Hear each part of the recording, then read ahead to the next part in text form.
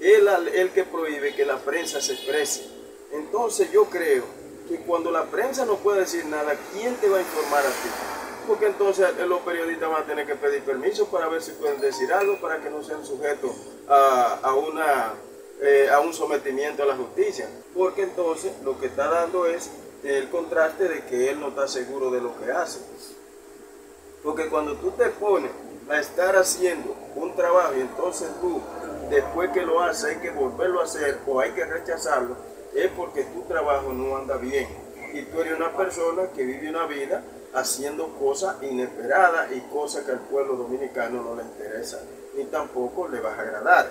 Entonces yo te digo a ti, el artículo 11 de esa ley, pero lo grande no es eso. Ese artículo fue violado por el presidente de la comisión, Ramón Bueno, que lo violó y cogió y lo falsificó. Entonces, ¿cómo tú puedes pensar que en un país como este puede tener unos legisladores que lo que manda el presidente de la República o lo que apruebe la comisión, entonces tú solo vas y lo transformas?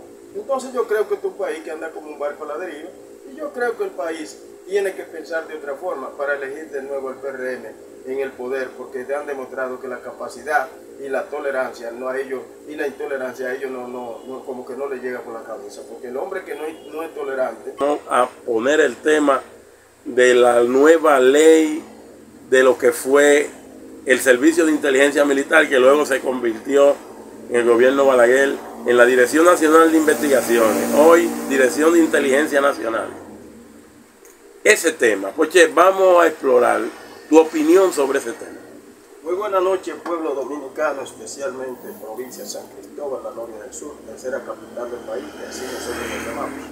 Yo te quiero decir una cosa, esa ley lo único que ha venido es que hacer daño. Yo no había visto una ley que la pruebe que tenga un avispero tan grande como el que ha creado esa ley. Pero lo grande del caso es que el presidente promulga la ley y ahora quiere de nuevo que vayan entonces a dialogar. El diálogo tenía que ser antes de la promulgación, porque entonces lo que está dando es el contraste de que él no está seguro de lo que hace. Porque cuando tú te pones a estar haciendo un trabajo y entonces tú, después que lo haces, hay que volverlo a hacer o hay que rechazarlo, es porque tu trabajo no anda bien. Y tú eres una persona que vive una vida haciendo cosas inesperadas y cosas que al pueblo dominicano no le interesan, ni tampoco le vas a agradar. Entonces yo te digo a ti, el artículo 11 de esa ley es el que prohíbe que la prensa se exprese. Entonces yo creo que cuando la prensa no puede decir nada, ¿quién te va a informar a ti? Porque entonces los periodistas van a tener que pedir permiso para ver si pueden decir algo, para que no sean sujetos a un sometimiento a la justicia. Entonces yo me he visto que este gobierno, por cualquier cosita que a él le dicen, de una vez sale huyendo a someter a las personas, que de una vez se pone a hablar disparate, como es normal los políticos. Los políticos tenemos que sujetarnos a lo que la gente quiera decir, porque para eso tú eres político y eres una persona pública. Pero tú sabes que el presidente no soporta crítica. Pero lo grande no es eso. Ese artículo fue violado por el presidente de la comisión, Ramón Bueno, que lo violó y cogió y lo falsificó. Entonces, ¿cómo tú puedes pensar que en un país como este puede tener unos legisladores que lo que manda el presidente de la República o lo que apruebe la comisión, entonces tú solo vas y lo transformas?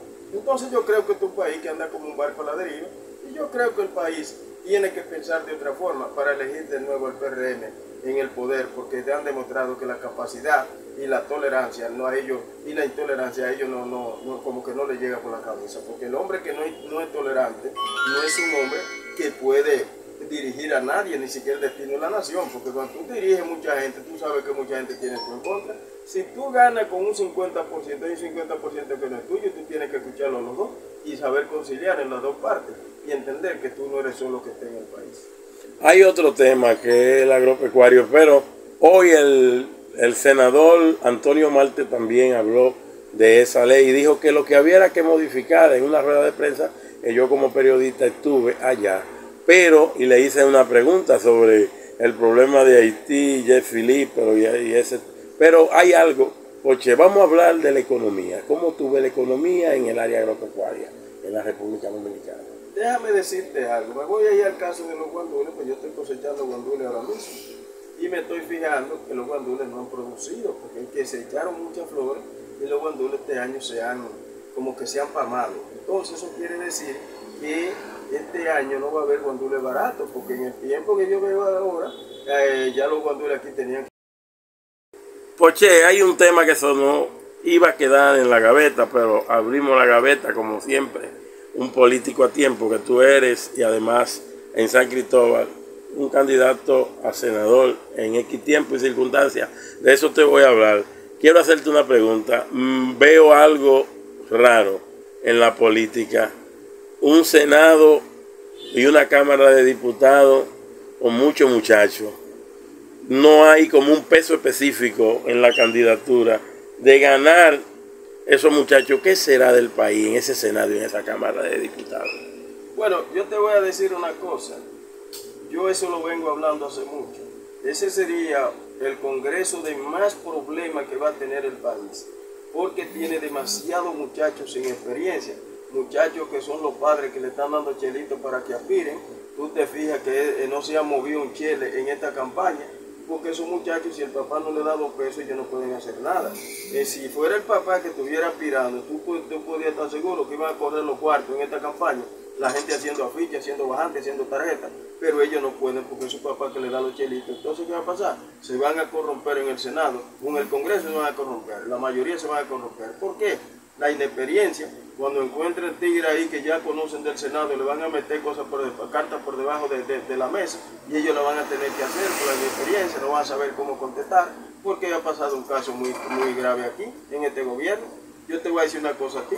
Aquí la gente está hablando del gobierno, pues no sabe ni siquiera lo que pasa, porque yo te voy a decir, la ejecución presupuestaria de este país, el 90% de las empresas no ejecutó el 100% del presupuesto, ejecutaron el 70 y el 80%, y los otros cuartos se lo dividieron, ¿entiendes?